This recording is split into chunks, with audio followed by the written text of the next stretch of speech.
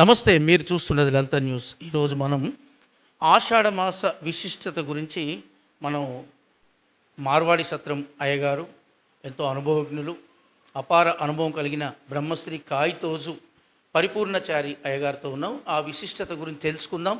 అలాగే ఆషాఢ మాసంలో ఈ గోరింటాకు సందడి, గోరింటాకు సంబరాలు ఎందుకు జరుపుకుంటారు ఆడవాళ్ళు అనే విషయం మీద మహిళలు ప్రత్యేకంగా ఎందుకు జరుపుకుంటారో ఇప్పుడు అయ్యగారితో అడుగుతాం. నమస్తే అయ్యగారు. ఈ ఆషాఢ మాసం విశిష్టత ప్లస్ గోరింటాకు సంబరాలను ఎందుకు జరుపుకుంటారు ఆడపడుచులు, ఒకవేళ దానివల్ల కలిగే ప్రయోజనాలు ఏంటి అనేది మీరు విశ్లేషించండి.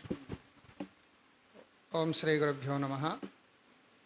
ఈ ఆషాఢ మాసం అనేది స్త్రీలకి ఒక ప్రత్యేకమైనటువంటి మాసం. దానికి ముందుగా చెప్పాలంటే ఆషాఢ మాసం వేసవి కాలం తర్వాత కొన్ని మార్పులు అనేది వస్తూ ఉంటాయి కాబట్టి దాంట్లో భాగంగా ఈ ఆషాఢ మాసంలో ఈ గోరింటాకు పెట్టుకోవడంలో ఎన్నో ఆరోగ్య ప్రయోజనాలు ఉన్నాయనేది ఒక కారణం. దాంతోపాటు ఈ గోరింటాకు అనేది ఎలా ఉద్భవించింది, ఆ గోరింటాకు ఎందుకు పెట్టుకోవాలి, అది స్త్రీలు ఎక్కువగా ఎందుకు ధరించాలనే దాని మీద ఒక మనకి చరిత్ర కూడా ఉంది. అందరూ కూడా ఈ గోరింటాకుని వనితలందరూ, స్త్రీలందరూ కూడా ఎంతో ఇష్టంగా ఈ ఆషాఢ మాసంలో దాన్ని ధరిస్తూ ఉంటారు. ముఖ్యంగా ఈ గోరింటాకు ధరించడానికి గల కారణాలు ఏంటంటే, పూర్వం పార్వతీ అమ్మవారు గౌరీదేవి ఆమె చెలికత్తలతోటి ఉద్యానవనంలో అందరితోనే ఆడుతున్న సమయంలో ఆ గౌరీదేవి రజస్వల అవుతుంది. ఆ రజస్వల అయినటువంటి విషయం ఆమెకు తెలియకుండా ఆ రజో బిందువులు, ఆ బిందువులను కూడా నేల రాలిన చోట ఒక చెట్టు అనేది మొలుస్తుంది. ఆ చెట్టే ఈరోజు మనం గౌరింటాకు చెట్టు అని ఆ రోజుల్లో అలా పిలిచేవారు. అది కాస్త కాలక్రమేణా గోరింటాకుగా మారిపోయింది. అయితే ఆ చెట్టు ఏంటి, ఈ రక్త బిందువుల ద్వారా ఆ చెట్టు ఎందుకు మొలిసిందని చెప్పేసి ఆ చెలికత్తలందరూ కూడా హిమవంతురాజునైనటువంటి ఆయన దగ్గరికి వెళ్ళి, అంటే గౌరీదేవి గారి నాన్నగారు ఆయన దగ్గరికి వెళ్ళి చెప్పారు, గౌరీదేవి ఇలా రజస్వలైందండి, ఆమె రజస్వలైన చోట రక్త బిందులో పడిన చోట కొన్ని మొక్కలు మొలిశాయి, అవేంటో మాకు అర్థం కావట్లేదు అని చెప్పేసానంటే ఆయన సతీ సమేతంగా ఆ ఉద్యానవనంలోకి వచ్చి అక్కడ అన్నీ చూస్తే అక్కడ చెట్లు మొలిసి ఉన్నాయి. ఆ చెట్లు ఏంటి అని చెప్పేసి వాళ్ళు ఆలోచిస్తున్న సందర్భంలో ఈ గౌరీదేవి ఏం చేసింది, ఆమె చిన్నపిల్ల, అంటే వయసు ఆ వయసు ఉంటుంది. సో ఆకతాయిగా పోయి ఆ చెట్టు యొక్క ఆకులు ఇలా తెంపేసి నలుపుతుంది అనమాట. అలా నలపడంతో అది ఎర్రగా పండిపోతుంది, చెయ్యి అంతా కూడా కాస్త ఎర్రగా అవుతుంది.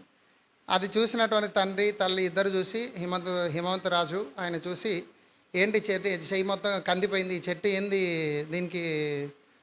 దీనివల్ల ఏమన్నా నష్టం జరుగుతుందా అని చెప్పేసి బాధపడుతుంటే, అమ్మ నీకేమన్నా నొప్పిగా ఉందా, బాధగా ఉందని చెప్పేసి తల్లి అడిగితే, నాకు ఎటువంటి బాధ లేదు, ఎటువంటి నొప్పి లేదు, నాకు దీనివల్ల ఎటువంటి ఇబ్బంది అంతే అనిపించట్లేదని చెప్పేసి ఆమె దాని గురించి చెప్తుంది అనమాట. ఆ తర్వాత ఆ చెలికత్తలందరూ కూడా ఆ ఆకులని నూరి దాని నుంచి వచ్చినటువంటి రసాన్ని తీసి అందరూ పెట్టుకోవడం స్టార్ట్ చేస్తారు. అలాగా చేతులన్నీ ఎర్రగా పండడంతో అందరూ చాలా ఆనందిస్తూ ఉంటారు. ఇదంతా ఆమె గమనించినటువంటి గౌరీదేవి ఆ చెట్టుకు వరం ఇస్తుంది అనమాట.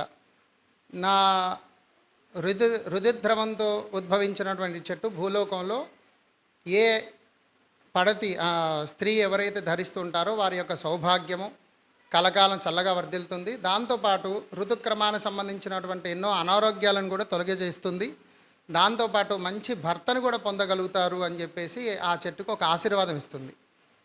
ఆ ఆశీర్వాదంతో ఆ చెట్టు ఎంతో ధన్యుడిగా భావిస్తుంది. ఆ తర్వాత ఇదే ఎరుపుతోటి కుంకుమ కూడా ఉంటుంది కాబట్టి కుంకుమ ఈ విషయాన్ని అంతా గమనించి ఆ కుంకుమ బాధపడుతుంది. ఈ రోజు నుంచి ఇది కుంకుమ అనేది కొద్దిసేపు పెట్టుకుంటే కాసేపటికి రాలిపోతుంది.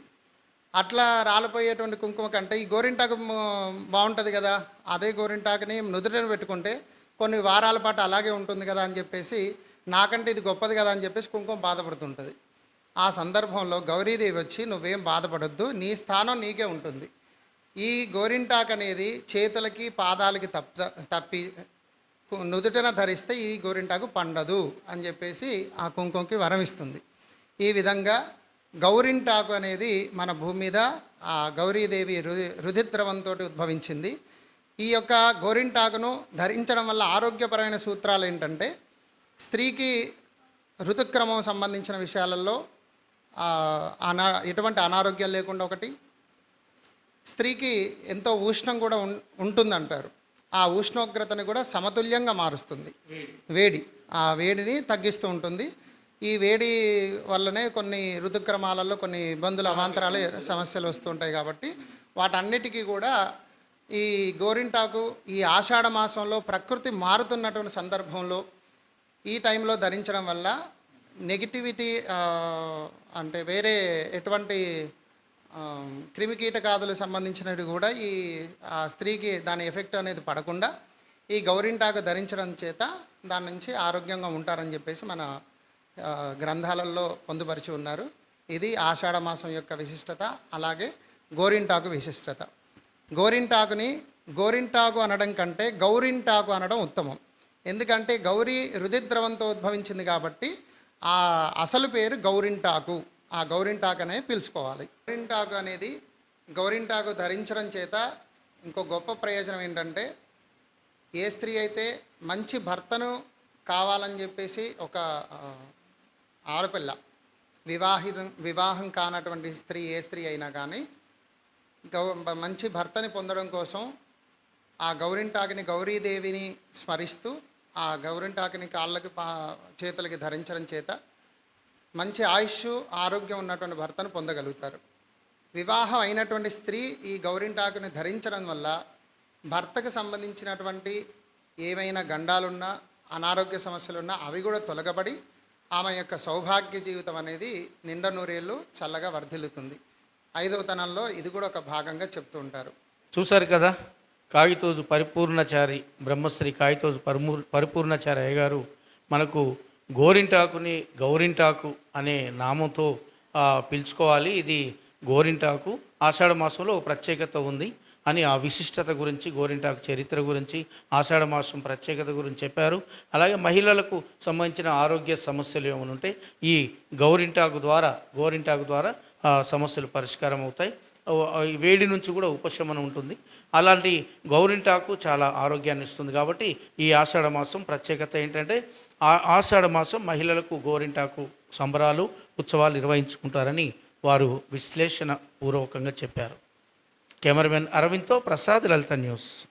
మరిన్ని అప్డేట్స్ కోసం మా ఛానల్ని సబ్స్క్రైబ్ చేయండి. ధన్యవాదాలు.